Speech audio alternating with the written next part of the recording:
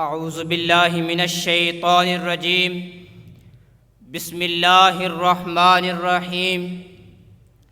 جناب صدر و حاضرین کرام، آج میری تقریر کا عنوان ہے قرآن میں ہو غو تحزن اے مرد مسلمان۔ جناب صدر، آج سے 14 صدیاں پہلے کا منظر ہے۔ خطہ عرب گمراہی کی تاریکیوں میں ڈوبا ہوا تھا۔ خطہ عرب ہی کیا، پورا عالم انسانیت لامتناہی اندھیروں میں روشنی کی ننھی سی کرن کے لیے تڑپ رہا تھا۔ پھر والائے قدر یکایک زمانے نے تاریخ کا سب سے زیادہ حیرت انگیز منظر دیکھا کہ اسی سرزمین وحشت پر انسانیت نوازی کا آفتاب طلوع ہوا۔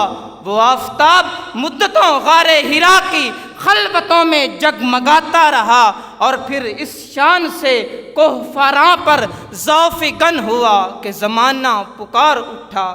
وہ نبیوں میں رحمت لقب پانے والا، مرادیں غریبوں کی برلانے والا، اتر کر حرا سے سوئے قوم آیا، وہ ایک نسخہ کیمیا ساتھ لایا۔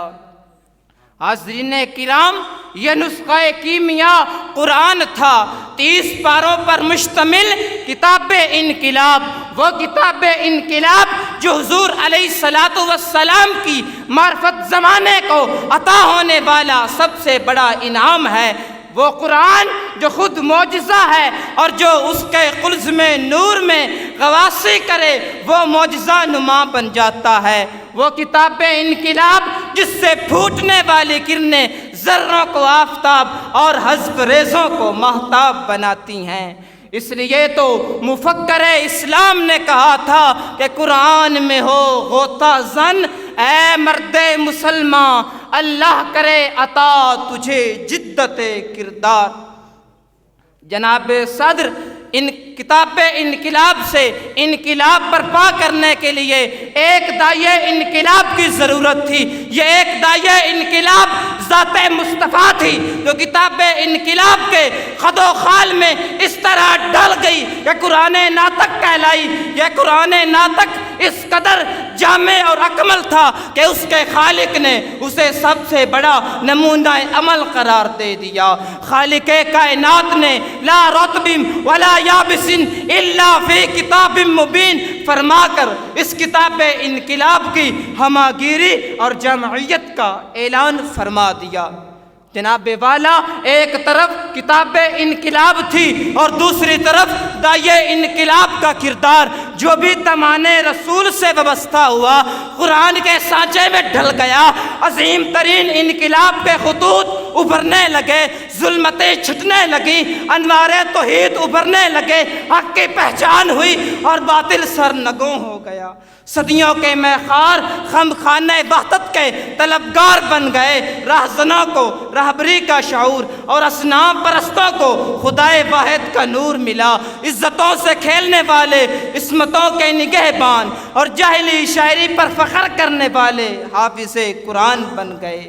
وحشت و بربریت کے علمبردار، امن و سلامتی کے معمار اور اپنے وجود سے ناآشنا قرآن کی عظمتوں کے پاسدار بن گئے۔ غرض تہذیب حق ابھری، تمدن پر شباب آیا، خدا بندے جہاں کے لطف و رحمت کا سحاب آیا۔ فضا بدلی جہاں بدلا، خدا کا انتخاب آیا، کتاب انقلاب آئی، ہر سو انقلاب آیا۔ حاضرین کرام، کتاب داعیہ انقلاب کے فیضان صحبت سے خوشا چینی کرنے والوں نے قرآن مجید کو پڑھا، سمجھا اور اسی کی عملی تفسیر بن گئے۔ انہوں نے ایسا نظام سیاست وضع کیا جس کی بنیادیں ملوکیت پر نہیں بلکہ خدمت خلق خدا پر استوار تھی۔ 3 براعظموں پر حکومت کرنے والا خلیفہ اسلام اس احساس سے لرزتا تھا کہ اس کی سلطنت کے آخری کنارے پر کوئی کتا بھوکا نہ رہے۔ جناب والا، ان حقائق کی روشنی میں مجھے عرض کرنے دیجئے کہ قرآن مجید ہی وہ واحد کتاب انقلاب ہے جو ہر دور کے علمی، روحانی، سائنسی اور مابعد الطبیعیاتی تقاضوں کو پورا کر سکتی ہے۔ جناب والا، ہمارے حقائق ان سے روشن ہیں۔ ہمارا شاندار ماضی اس کتاب انقلاب سے خوشا چینی سے عبارت ہے۔ ہمارا عہد حال اور مستقبل اسی کتاب انقلاب کی برکات حاصل کرنے کے لیے سسک رہے ہیں۔ دلوں کے دریچے کھول دیجئے تاکہ اس صحیفہ نور کا پیغام ہمارا مقدر بن سکے۔